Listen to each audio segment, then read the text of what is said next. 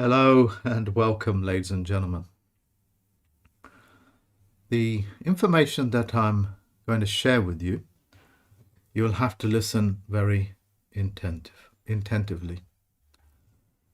Now, as you know, the Federal Postal Court and its judges and its staff deal with mortgages, which is another word for death pledge. You already know that. So what I did last week is I investigated the length and breadth of what this word means in the funny quasi world that these people live in. And it is horrific in every sense of the word. And that's what I'll be sharing with you. How horrific this word mortgage really is. First and above all things, you've got to understand, and I really do mean you're going to have to understand this, or be so cognizant of every sentence that I'm saying to you, which in itself is a whole chapter and a verse. The mortgage itself is a debt pledge that is quite literally, once you sign that document, irrespective of whether you've paid off anything or have not paid off, in their world of necromancy, this is what it is, it's necromancy. In their world of necromancy, it means that you have pledged, and they have pledged, their entire life, as it were, in death. So my language very rarely carries much adjectives because I'm not artistic in my language. I'm more precise, although I can communicate. So I need to paraphrase this for you. When you sign means to signify. It's another word saying it's a simulation of nature, but not nature itself.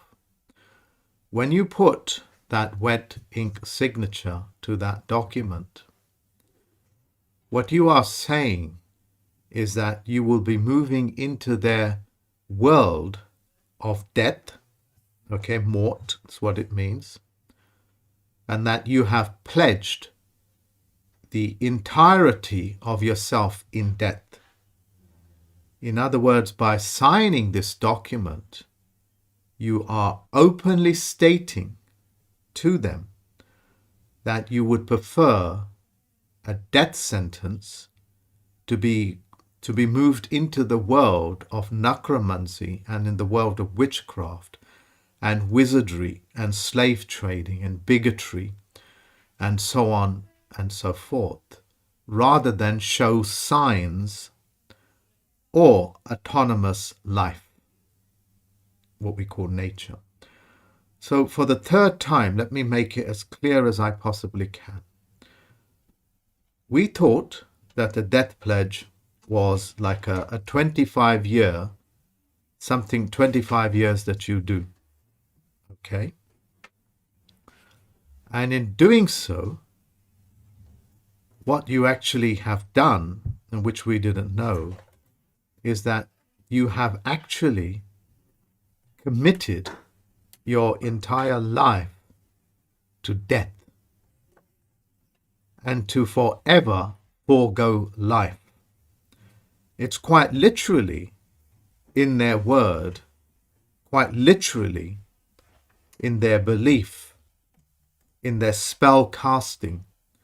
It means that you have chosen death over life, and you have pledged that death, not the life, that you have pledged that debt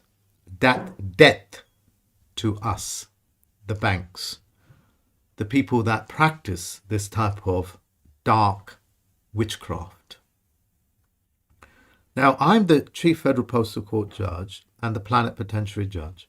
As a Plenipotentiary Judge, I'm educating you. As a Chief Federal Postal Court Judge, When you practice necromancy using the conduits of the post office, which is the conduits of contracts, whether that will be for warfare, for courting, love-making, love letters, whether that will be for necromancy, whether that will be for living men and women, or for autonomous living people. The post office services all of it. And each one of these things has a conduit, like the various conduits that you would see in a movie, especially a movie where you put a spectacle on and you get to see who you're really up against as the movie portrays aliens. But it's more horrific than that.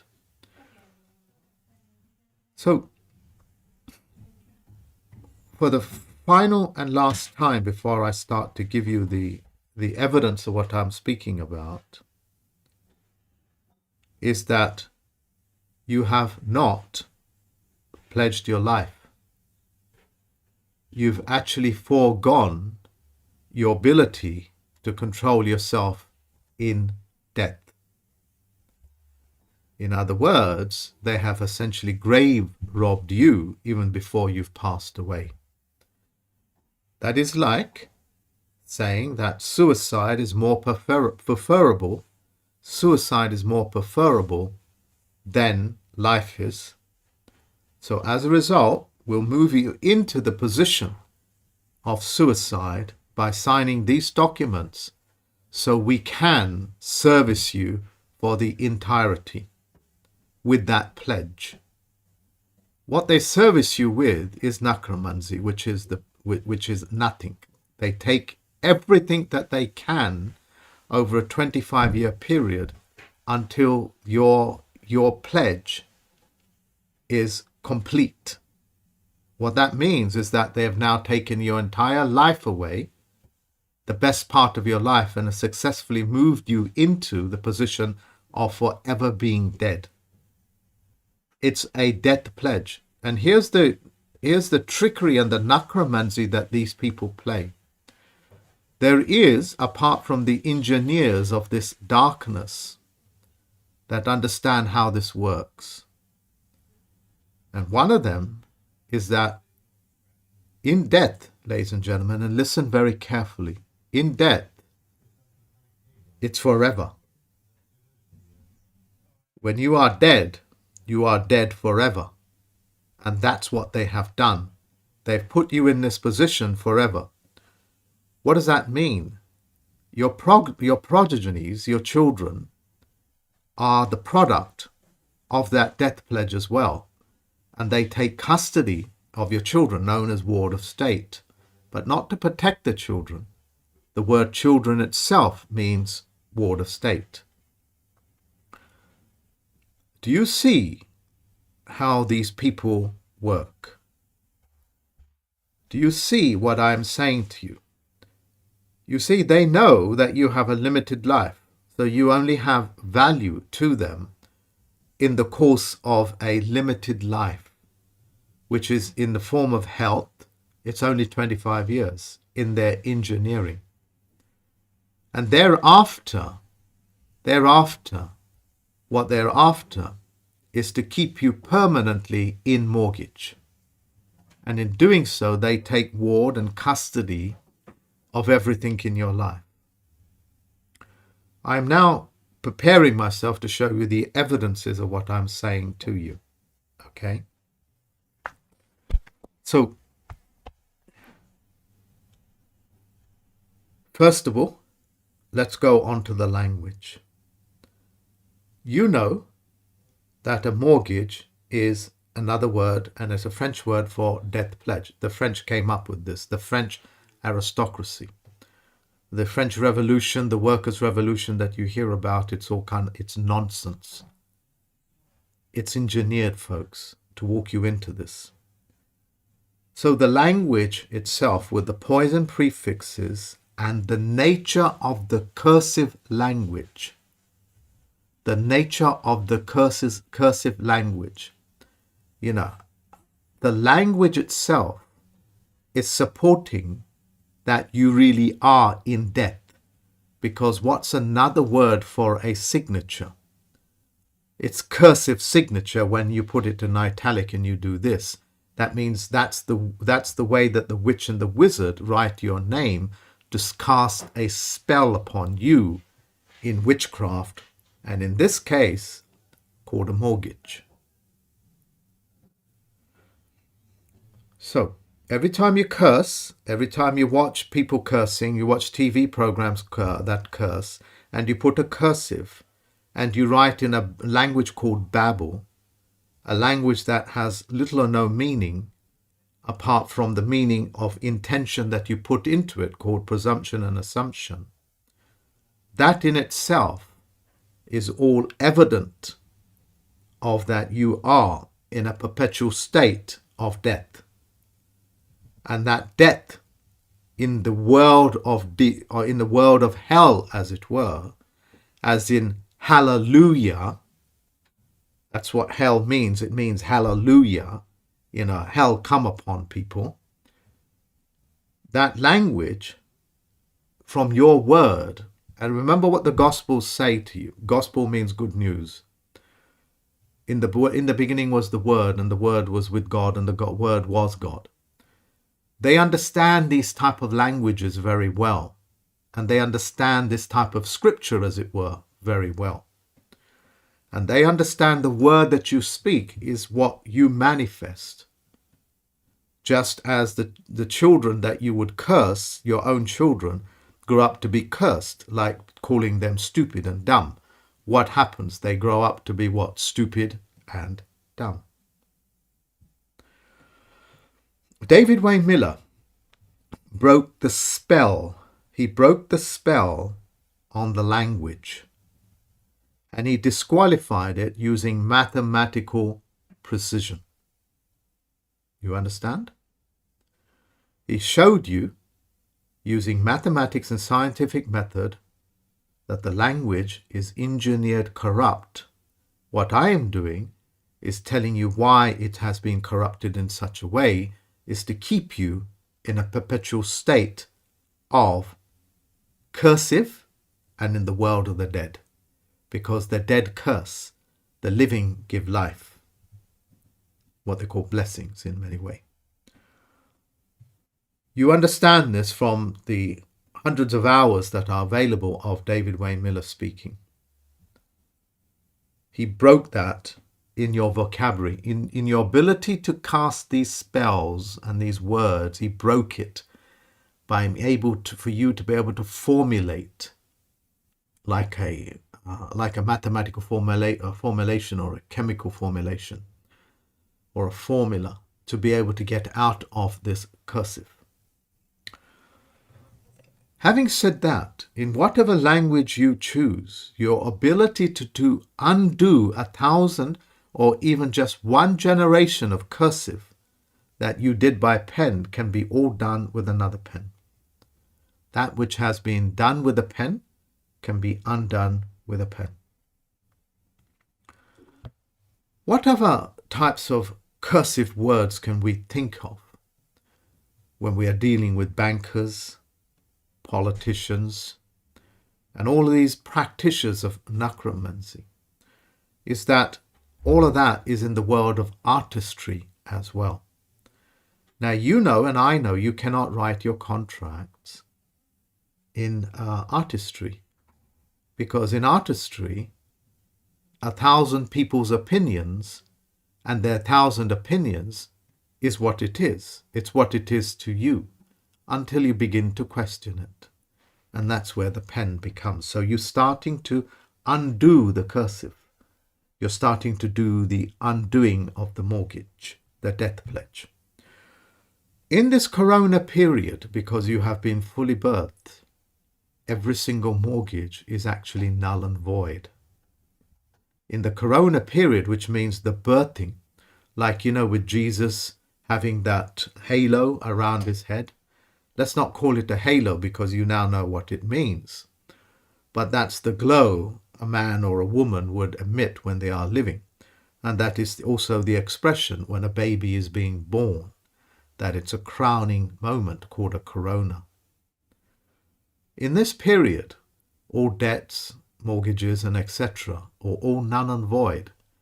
But if you choose to remain for the sake of security, for the sake of the words of a banker or a politician, if you remain quiet, then you become silent witnessing party. In other words, you have made no objections. You have made no objections. Do you remember the ritual that you see in James Bond movies? Especially, I think, Live and Let Die, where the witch doctor with his white mask taps on the stone, the gravestone, and a body rises and it becomes alive. You see, what that character with the skull is doing is saying, I have the ability to take people out of the cursive. I know you don't know that, and you don't understand how film psychology and film symbolic language works.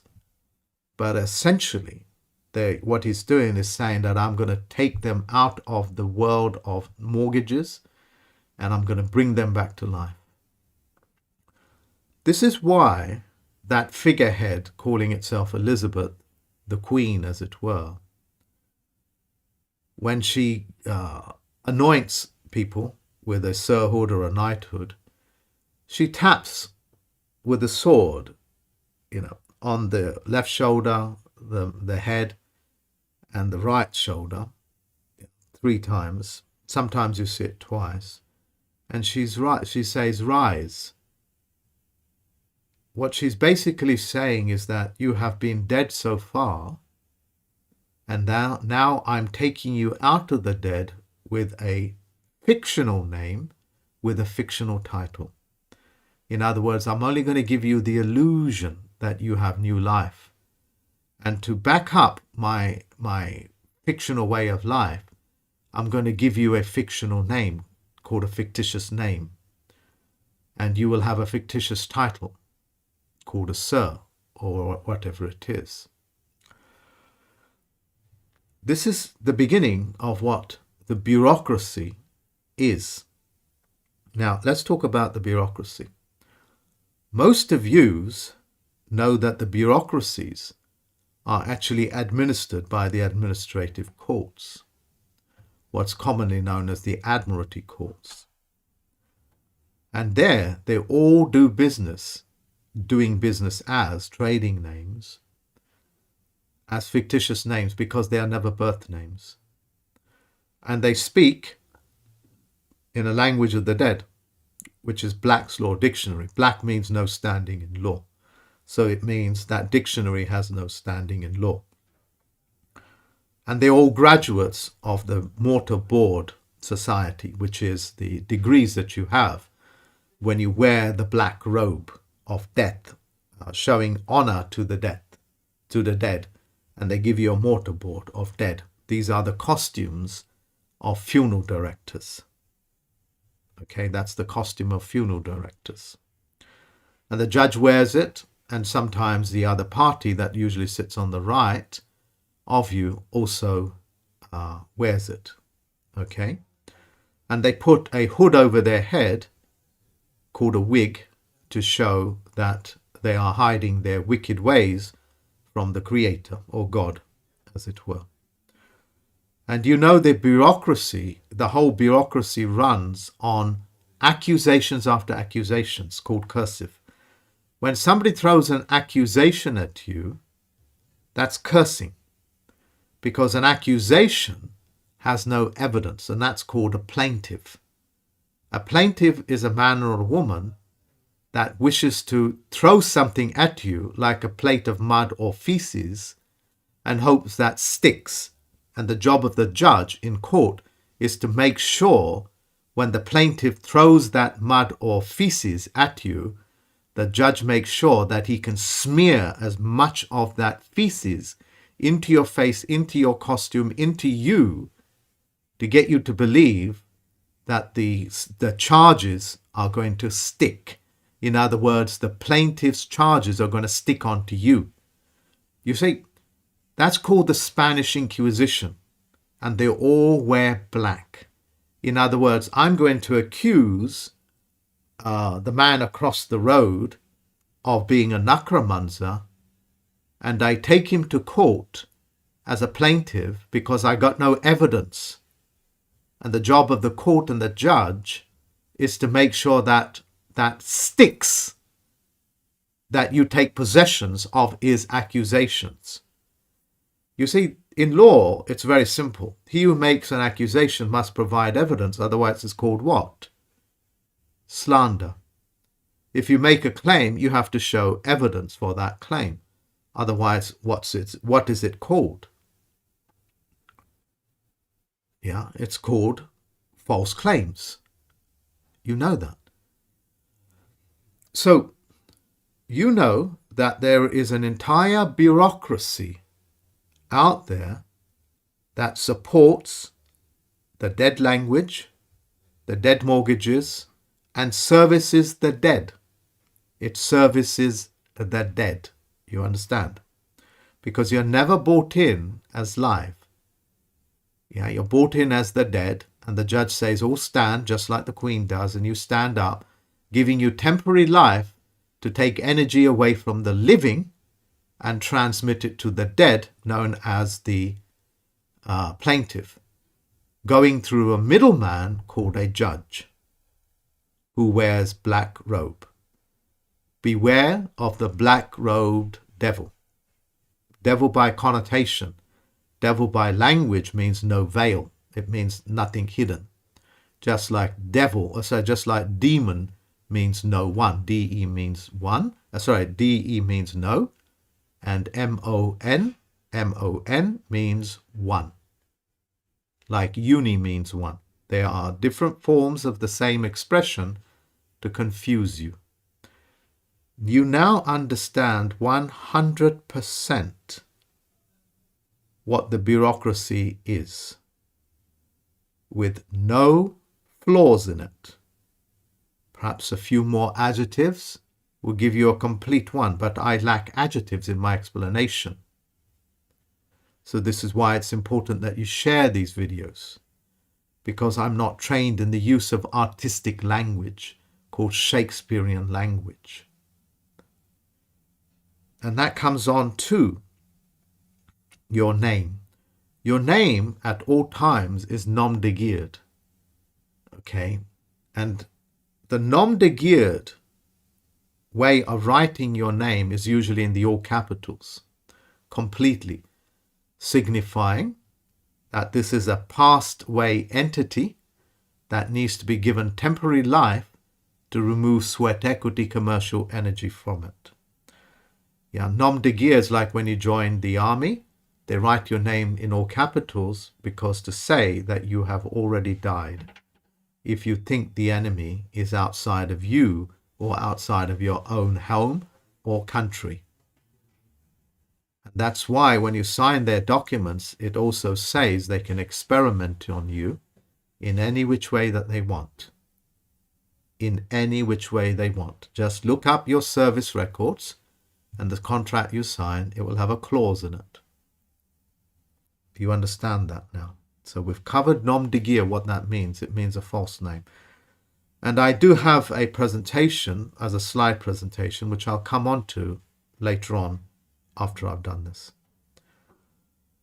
In the necromancy world, because you don't understand what legislative is and what executive is and what judiciary is, in these paperwork that they get you to sign, which are all written in Shakespearean language,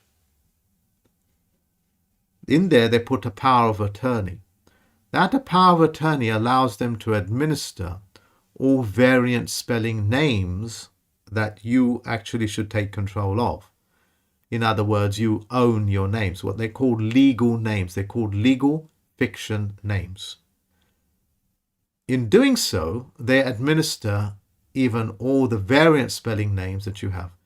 Now, if you look at your gas bill, electricity bill, property tax, or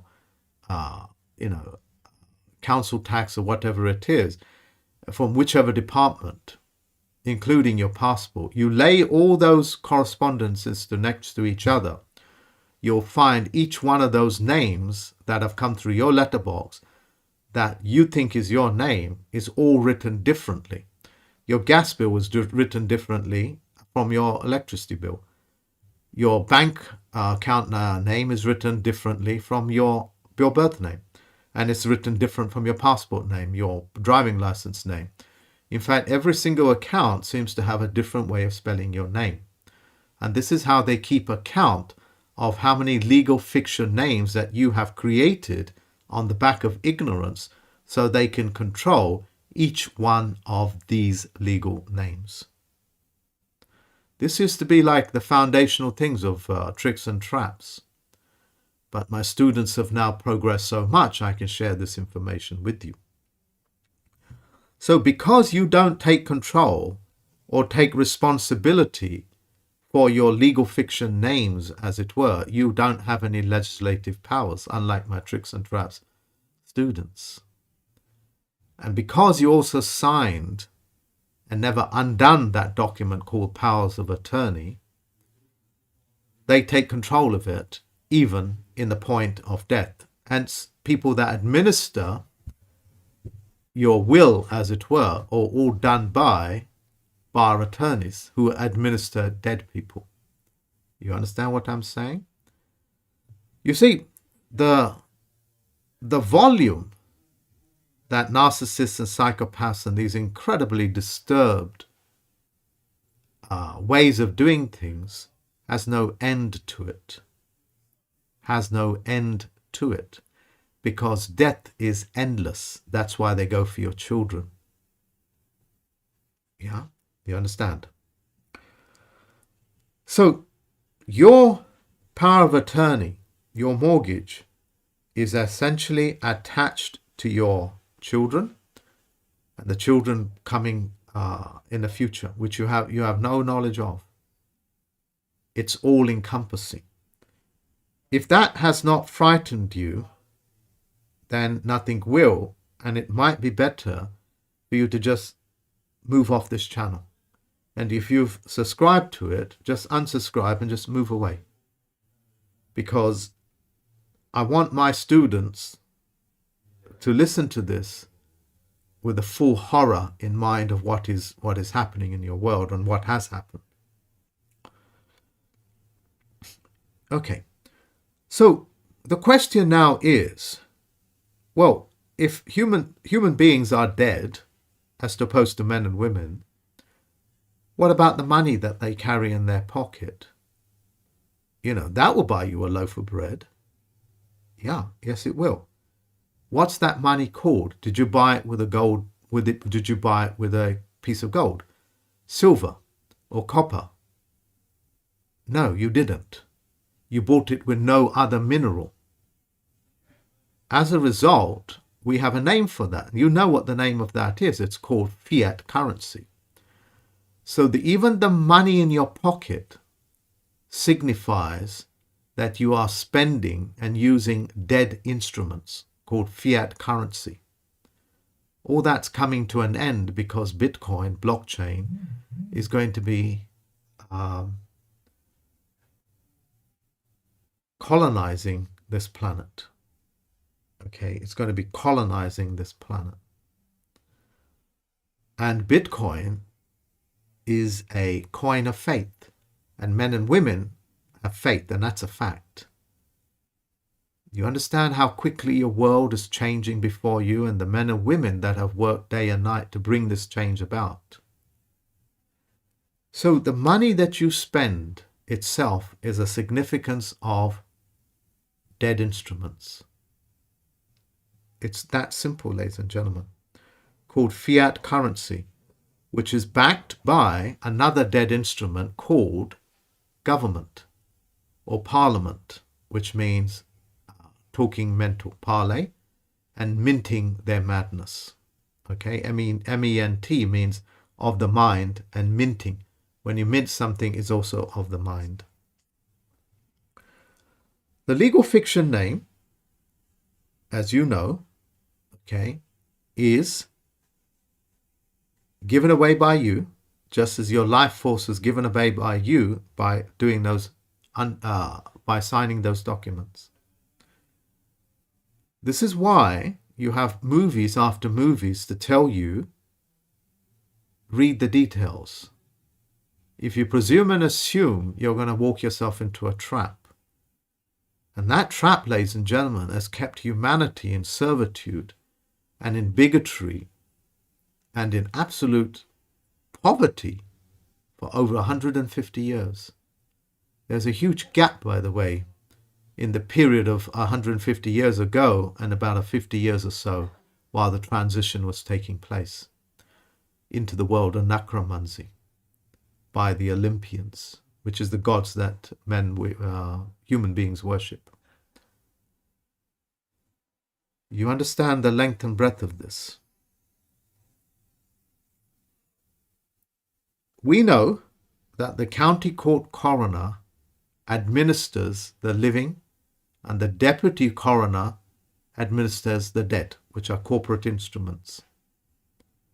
And it's controlled out of that. If you continue with this garbage called debt, sin, if you carry on with death pledges called a mortgage, continuing wanting to spend dollars and pounds and euros, you will always be in the world and signify and transmit to the world that you are still and wanting to be in the world of the dead after you watch this.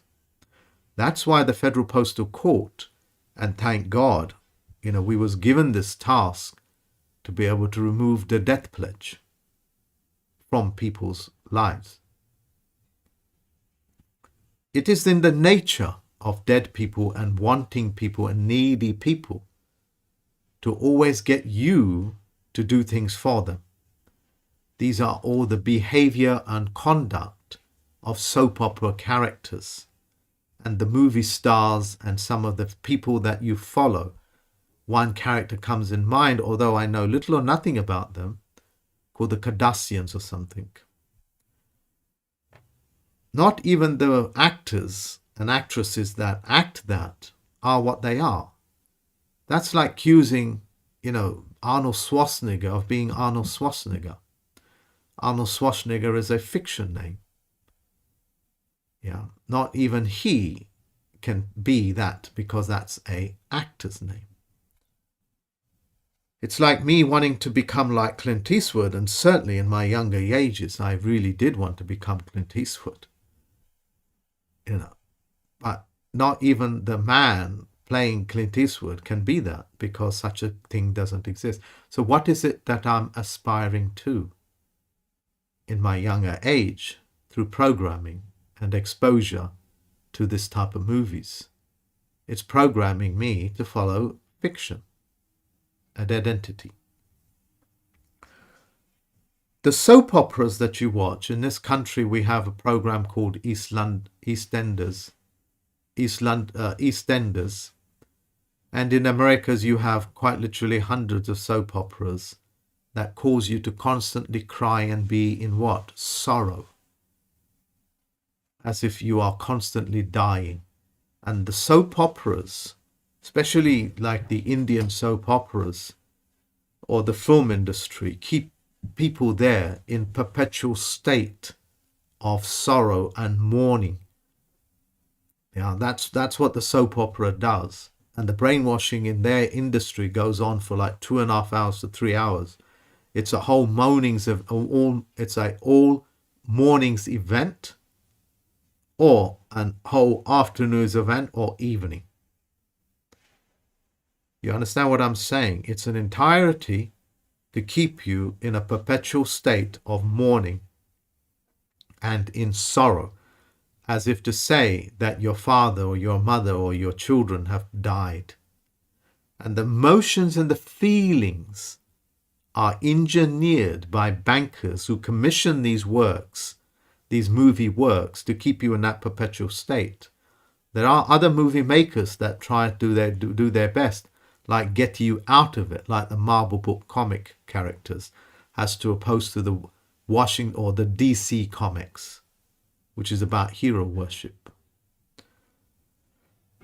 The soap operas, because of the use of the media and the television, they have a profound effect on the psyche of humans to keep them ever feeling bad about themselves and forever subject to the whims of their dictators called governments or legislative bodies.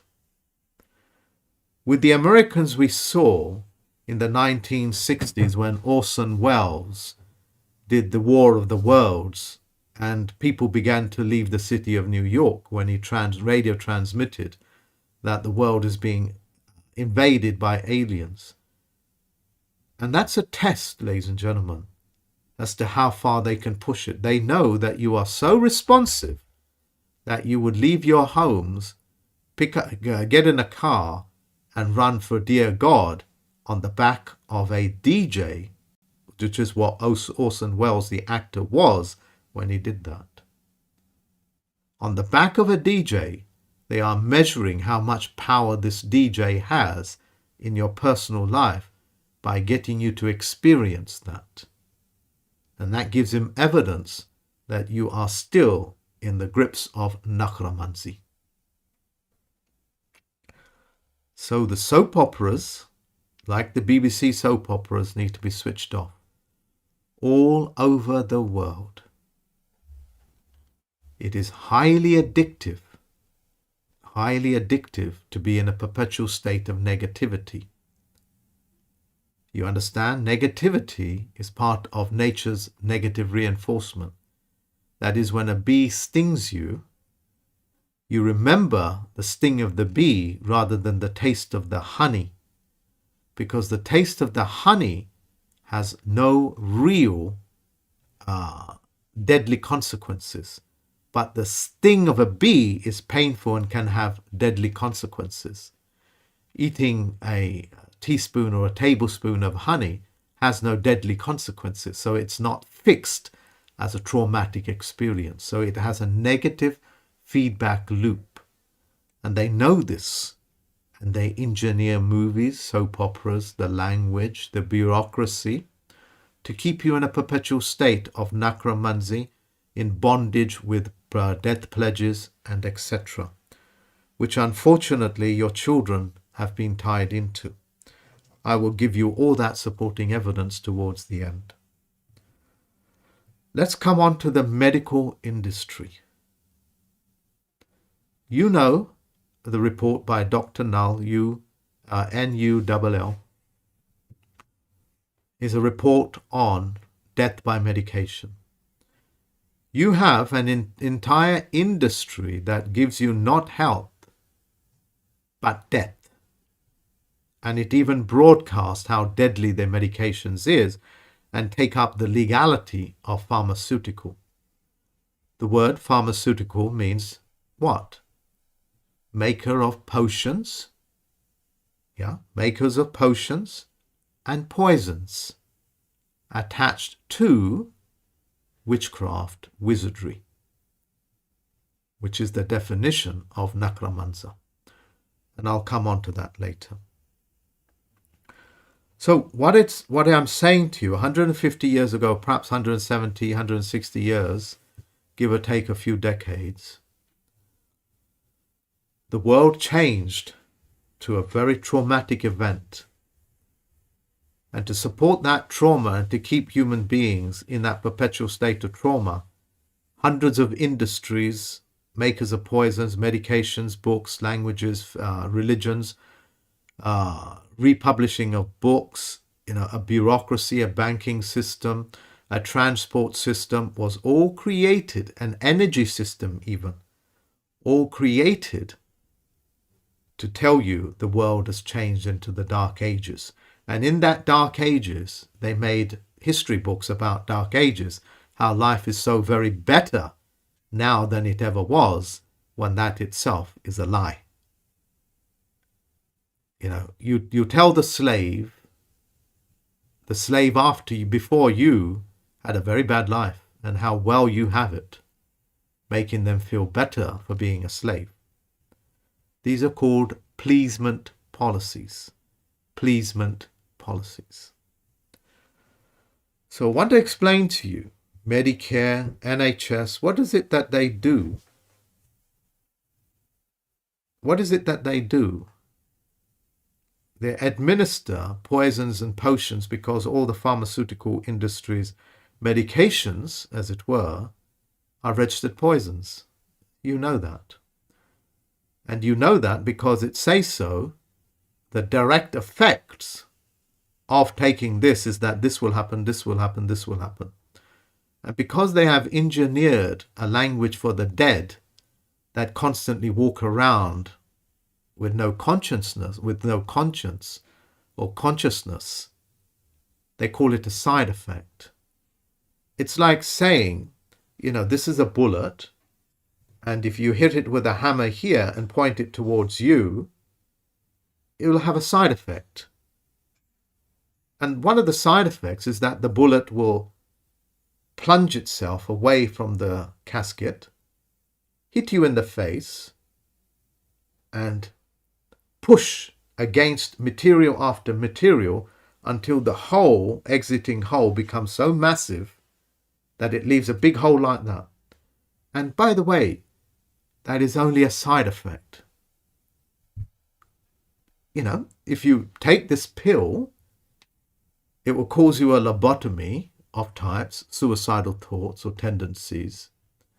But then again, it might make you better, which is a chemical change in your body.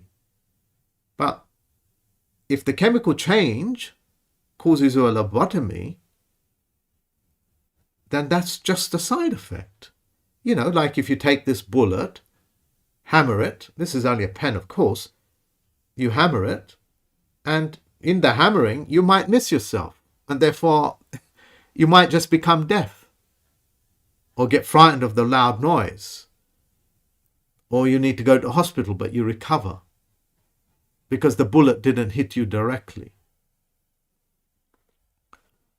The language supports how much human beings ignore the direct effects of mortgages, of loans, it's called sins, cursive language, speaking in Babel language, picking up legal fiction names that you cannot recognize or control, allowing the administrative courts to administer your fare, taking no responsibility, even though you've heard all of this, to do anything about it, but remain the silent majority.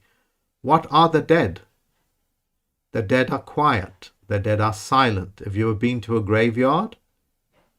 It is as quiet as a graveyard. It is dead as a graveyard. There's no life in a graveyard. You understand what I'm saying? Your silence is the silent majority.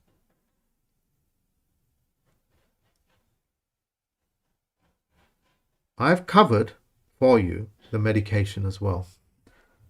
Let's go on to faith. Men and women, as you know, have faith. And faith, by its very definition, has no evidence for it. It's the energy that you put in to be able to do what you need to do, called manifestation. And when you manifest it in the world of the dead, somebody wants to steal it from you. And the bureaucracies allow that sort of a theft to take place. In other words, when you have something of value, the governments themselves, who administer this on your behalf, allows that theft to take place unpunished, but publicize greatly about one or two things to make you feel what? Pleased that they're doing their job. Nothing is far from the truth. Nothing is. This is how you remove people's faith and turn it into a religion. That's why human beings practice religion. Practice means amateur, non-professional, as it were. Men and women have faith in what they do. Yeah. These religious people, they want evidence, and they want proof of what? Of your inability to do something? Yeah. That's the difference between faith. People with faith will take that bold step, not knowing whether there is a step there, and have enough faith in themselves and creative energy to build a step as they walk along. That's called creativity. This is why when you go to church, when you go to the Hindu temples, when you go to the Lord Buddha temples, Lord Buddha, that's a contradiction in itself. When you go to these synagogues and these mosques, they don't give you faith, because faith cannot be given. But what they do is take creative energy away from you by getting you to submit, submit, submit. When's the last time that you constantly submitted to your father or your mother? That's called what? Yeah. It's called narcissism. If you don't do what I say, I'll break you, or I'll put you in hell. These religions were all created by bankers,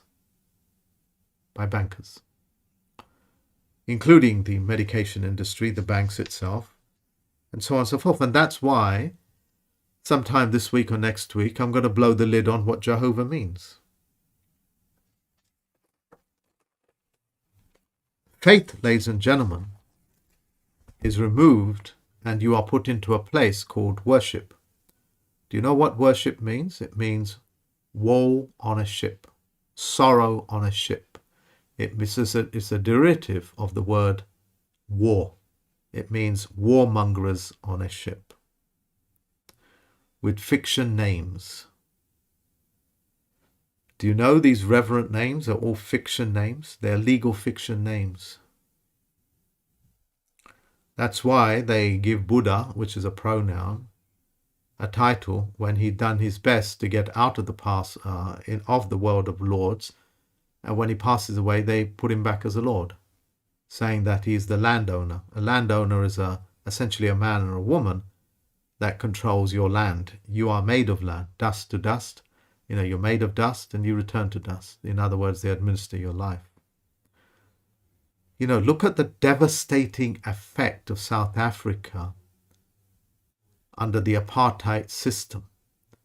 And now look at the devastating effect of another very pernicious character called Nelson Mandela, which itself is a legal fiction name.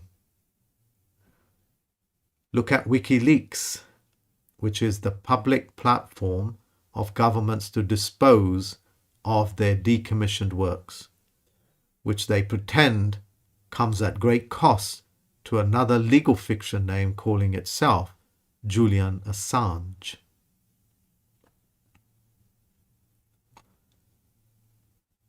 Ladies and gentlemen, men and women, you cannot have a death pledge in the corona period. If you do, you are consenting to forego your golden age, your ability to claim factual money. Yes, there are men and women that are working hard behind the scenes, like Bitcoin, blockchain, the Shanghai Cooperation, which is a cooperative. All cooperatives are decentralized by its very nature. This is why, for my students, my Tricks and Traps University students, I have commissioned somebody to teach us how to set up cooperatives, because all cooperatives are decentralized, like Bitcoin, and run it on Bitcoin and things like that. Also, Alex has been commissioned to prepare the ground for these things, because if you do not purge your life of narcissists and psychopaths, or those people with those types of traits, you will not be able to grasp what's coming your way. You will always forfeit death pledges and necromancia for partaking in this golden age. Okay? And then in between that, I will be giving the detailed analysis which has never been done in the history of mankind outside of the people that created the codes, to break the codes that are seen in the films, and how the hypnosis works through subliminal suggestion, through indirect suggestion, and of course episoding as well. Episoding is the most hardest to track because that is usually tracked by the higher functioning parts of your brain, which is usually the genie. That's how they got to control your genie. That's how Richard Branson took away your wish with that song in the 1970s called God Save the Queen and the fascist regime. You wished it into existence when it should have collapsed, but it was presented to you in necromancy, in mirroring, to way of robbing you of the forgiveness. It is they that committed the sin against you, and you forgave their sins and successfully re-established their contract under the Jubilee by saying, out of your own willful ignorance, because you're so very well fond of protesting, that you won't pick up a pen, but you rather protest. Protest means no test. And walk the entire planet into another 25 years of servitude. The road to hell, if paved with good intentions. I know, I've experienced it with the people that I've helped, not all of them, about 10%. That turn around and try to bite you or steal more from you. How do you steal from a man that freely gives? That's their mind. In terms of the mortgages, don't be into that world where you're going to ask us to do things for free. Don't ask me to do things for free. We are not Jesuses. Don't take a man and sacrifice him, bleed him to death for your stupidity and your patheticness. Jesus is not responsible for your sins. You understand? You are. You control it. No scapegoating. Scapegoating is a direct form of narcissism and psychopathy practiced by necromancers. Yeah. So I'm letting you know, in this corona period, you are men and women. If you wish to remain as humans, unsubscribe to my channel and just leave. Leave. If you want Jesus, Buddhas, and all these other people to constantly feed you for your own neglect of life in favor of death, move away, and you have nothing to do with me and I have nothing to do with you. In the synonymous words, let the dead bury the dead. You have to show signs of life and that you have wealth, wealth of knowledge, wealth of information, finance, capability, that the blood that you have is your own, and that you wish to partake in a world that where you're going to challenge these things for the end in result, for the end in mind. So, for my Tricks and Traps students, I will be sending you a message on what you need to prepare for this year. Okay, it's going to be a fantastic year. And Cody asked me to watch a movie called Tenant. And because of that, it reaffirmed what I was teaching you guys 3 years ago. And I need you to get ready for that business that's about to explode all over the world. Okay? You will hear on an economical scale, and this message is for my Tricks and Traps students, you will hear that that China is collapsing, and this country is collapsing, that country is collapsing. What they are doing is encouraging you to look for new continents, as they did a long time ago. Like a better place for an Irishman is America's, because if you stay in Ireland, we'll starve you to death. What they're doing is they are gently manipulating people to look for new continents to gravitate towards. And one of those continents, of course, you know by now because I keep mispronouncing it, Kazakhstan, Kaz, Okay. These are subtleties to be able to create new cities, new infrastructures in these places using cooperatives, blockchain, Bitcoin, so on and so forth. Okay.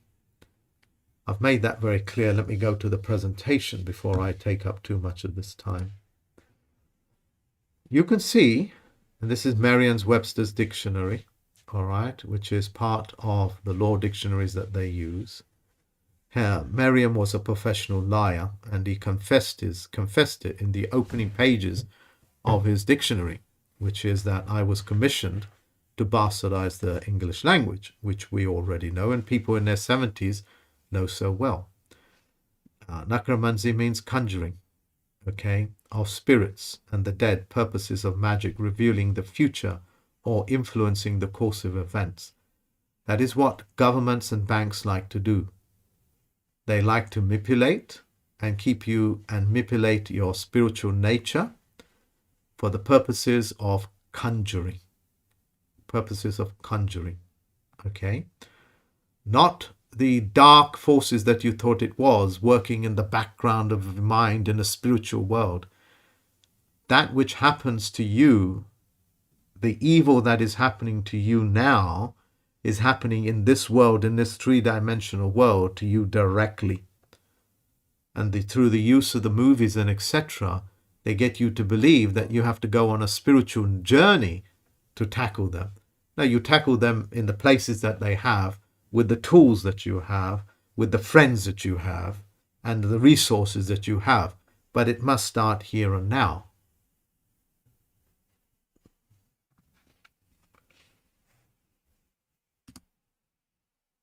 You know, just to remind you what necromancer means, nom de guerre means. Yeah, it's a fake name or a pseudonym for use of a particular task or job. The reason why they give you a pseudonym because you're about to do pseudo things. Pseudo means false. Yeah, so when they say Neil Armstrong went to the moon, they're giving him a pseudo name because there is no such thing as Neil Armstrong to say as something fake has happened. That's part of the legal fiction names. Okay, that's what that means. So if you're a soldier, they give you a nom de guerre name written in all capitals. It's because you're about to do something fake, something pseudonym. Pseudonym means what? False. Okay, that's what that means. Don't ever forget it.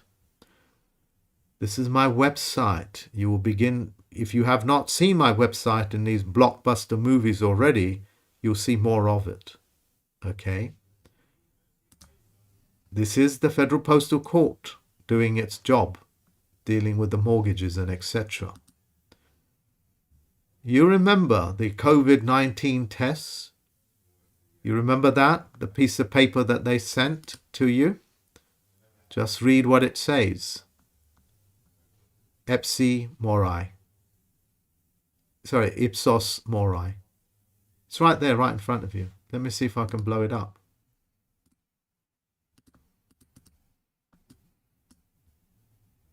Yeah, there it is. Yeah, you know what that means. What does it mean? Do you remember? Anybody know what it means? Ipsos mori. Yeah, they die. They die. Openly announcing from Imperial College, Department of Health and Social Care, openly telling you we've engaged a corporation to let you know you die. Yeah. There is more necromancy, indirect and directly, than you can possibly imagine. Okay. And the things that you're looking at is not what you think it is, because there's a great deal of mirroring here. Only the mori is written in all capitals, which means it's dead. Dead. To let you know it's dead. Dead people speaking to dead people. Yeah. These words of let the dead bury the dead are very profound. Ipsos means they in Latin. That's Latin as well. This is in your face. And the multitude of personalities that you would develop is to protect yourself in a quasi-world of hiding from the truth of what I'm showing you. Yeah, that's why you have multiple characters, multiple personalities, because you can't deal with life. It's too horrific, because if you go after them, it's like striking a match. Every monster in the world will know that you've stricken a match. You've brought light into the world, and they see you. And they are also petrified of what the light will do. Like that iconic scene in Time Machine, the one in the 1950s, I think it is, when the time traveler, strikes a match to see the Morlocks are in front of him. The Morlocks flee, and he only has fleeting seconds to pass that torch on to something or someone else to keep it life, to give it life. Yeah, so the Morlocks are frightened of the light. Anybody going through this journey have already struck that match. They've already struck it. Yeah, that's the power of knowledge. You know, I showed everybody that even though, this is I think in Australia, that even if you pay off your so-called mortgage, they still hold you in perpetual servitude as a joint tenant. A tenant in debt, including everybody else that lives in it. This is how the necromancers work. Okay? So, whether you're in Australia, whether in the US, it doesn't really matter. It always rolls out the same. See? Tenant. Mortgage fully paid off, but he's still a tenant. Tenant to a necromancer. Quite horrific, isn't it? Even your car all signifies this. And I've given you a detailed explanation of what these documents mean and the significance of it. Make use of it. This is the Irish Parliament. You know the Irish, the unwanting, unknowing Irish, they were all slaves in their own country, called subjects, subject to the crown or the queen. If you want this document, email me. It shows you. This is what you're up against. And the men and women that fight that, certainly my students, we know what we're up against, because that which was done by your forefathers can be undone by you with a stroke of a pen. But all necromancers are not going to let you go that easy, are they? Because without you, they have no life. You understand? It is in death that they want company, and it is in your death that you keep them in your company. That's why you cannot make contract. How many of you Irish men and women out there have taken a pen to paper and told your government to F off under the authorization of your own pen and your autograph and your thumbprint, what they call conventionally your God-given seal?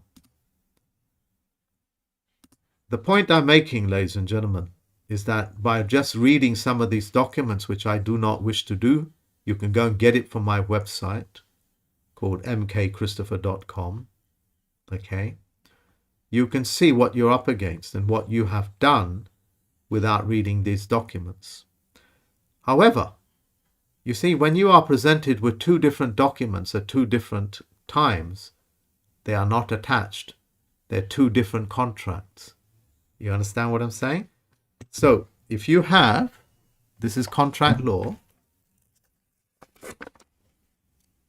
that's your original contract, and that's what you signed up to, and anybody else later on makes an attachment to this piece of paper, but they never do, and they try to fix this piece of paper to this fixed paper, They have broken contract law already. And the job of the administrative court is get you to give your permission to them to bring it together. So let's imagine this is a contract for marriage. These are the terms and conditions of the marriage with your wife and your so-called husband. The husband makes new conditions, takes you to court, and gets you to fix his new conditions, saying that you'll do what you're told, you'll give up all your money, and you have a good whipping once a week. And then the courts will attach it for him and say, yeah, okay, it's all done and dusted. And now you call the police to say your husband is beating you. The police are aware of the contract and simply say, well, there's nothing we can do because you consented to it. Because what does a husband mean? What does a husband mean? It means animal husbandry. Yeah, the words, ladies and gentlemen, even with husband and wife, is not what you think it is. It is all to support the Necromancy world. The good men and women out there who believe it means this or that do it only by intention, what is known as presumption assumption. In reality, your so-called husband and your so-called wife are mates. Mate is also a maritime word, and it's also found in nature. Okay, and nobody, especially a church, especially the Catholic Church, can ever create a marriage called a marriage over you to administer your marriage. These are all part of the necromancy world. You understand? Of course you do. So go through these documents. Look at this. Look what it says. I don't want to read it. And the reason why is because it's time consuming. These things are available. And if you're frightened, you are correct to be frightened. Okay, I asked a simple question and it came up with this. This is why you must never, ever call yourself a white man or a black man, because you signed yourself out of contract law. Just to remind you again what necromancy means. Conjuring. Okay? Conjuring is what it means. Just read it. Take a few seconds and read it. Most of these type of documents are found on my website. If you want to have the Irish one, email me. Full stop. Ladies and gentlemen, since David passed away, it has been my responsibility to do what I do. And as a result, I feel I'm like one of the most blessed men on this planet to be able to be in a position to purge, quite literally purge, the death pledges and the sins called debts from mankind. And this feeling has resonated with all the other people within the Federal Postal Court system who also have the same calling in life. You see, my wishes are very simple. I don't want to be in a position where I need to talk to the dead. Well, what do I do about it? Well, it's very simple. I educate them and give them life. Easy enough to do. As a plenipotentiary judge, I do a reasonable job, would you not say? If not, let me know. As a Federal Postal Court judge, I go at it with all 12 pistons firing. I put my heart and soul into it because I feel that I've been blessed to be able to bring mankind out of servitude and mortgages, death pledges. For me, and I have a very simple background, being in East London,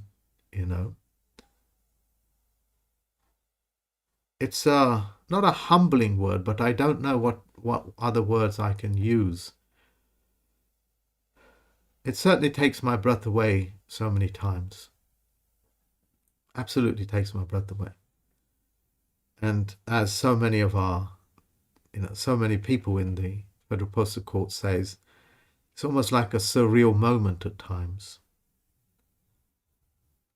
You see, your faith and our faith can virtually overshadow an entire world and infrastructure and bureaucracy of necromancy, mortgages, death pledges, religions, and etc. That's the power that you have with your word, which is your bond, that you have with your autograph, which is a graph of your autonomy, and that you have with your thumbprint, fingerprint, which is unique to you, which is another word for a genie.